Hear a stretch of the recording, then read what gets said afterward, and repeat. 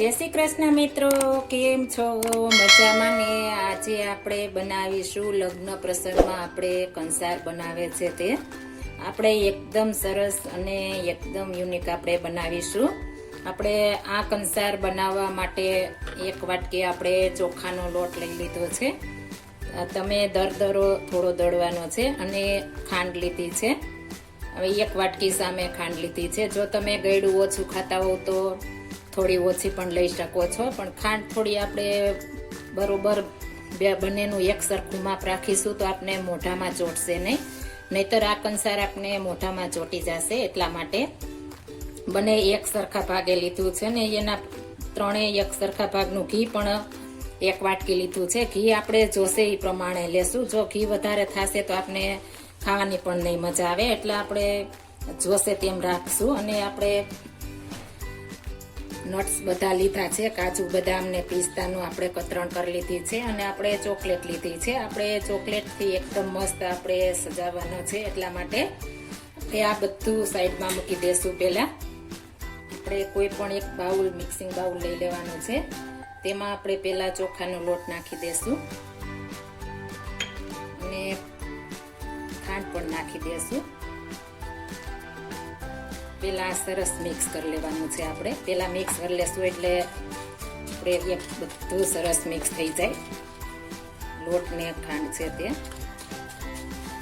આ તમે ગોળમાં પણ બનાવી શકો છો, ગોળમાં પણ મસ્ત લાગે છે, પણ આપણે લગ્ન પ્રસંગમાં ખાંડ અથવા સાકરમાં હોય છે એટલે આપણે ખાંડમાં બનાવ્યું છે। આપણે સરસ મિક્સ થઈ ગયું છે। હવે આપણે ઘી નાખતા જાશું ને મિક્સ કરતા જાશું। પેલા આપણે 3-4 ચમચી નાખી લેશું, પછી વધારે જોશે તો આપણે નાખીશું।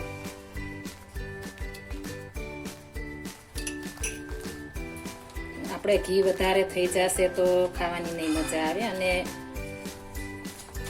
ટેસ્ટ પણ નહીં આવે સરસ, એટલે આ રીતના આપણે ઓછું ઘી નાખતા જાશું ને બનાવતા જાશું।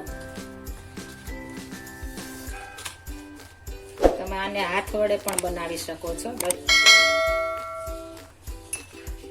ફરી આપણે 3 ચમચી નાખીશું।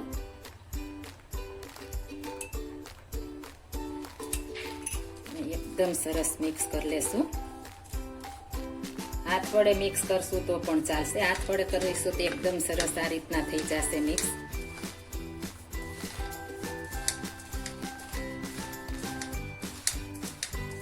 આપણે મુઠ્ઠી પડે તેવું આપણે ઘી નાખવાનું છે।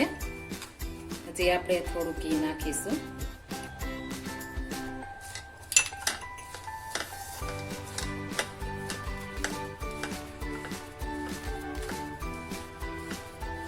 આપણે સરસ મુઠ્ઠી પડે તેવું થઈ ગયું છે, આ રીતના થવું જોઈએ, એટલે આપણે પરફેક્ટ થશે કંસાર।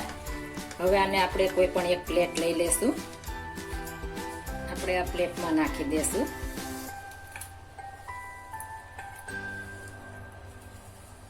બધો એકી સાથે નાખી દેવાનો છે।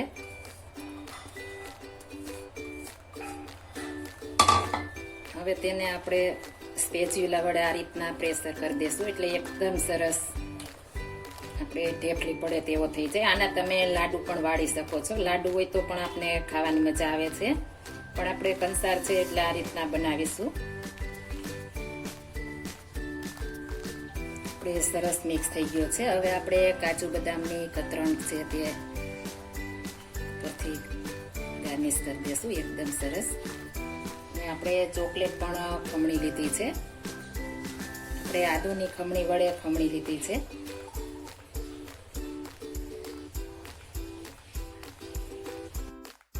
આપણે મસ્ત મજાનો કંસાર તૈયાર થઈ ગયો છે।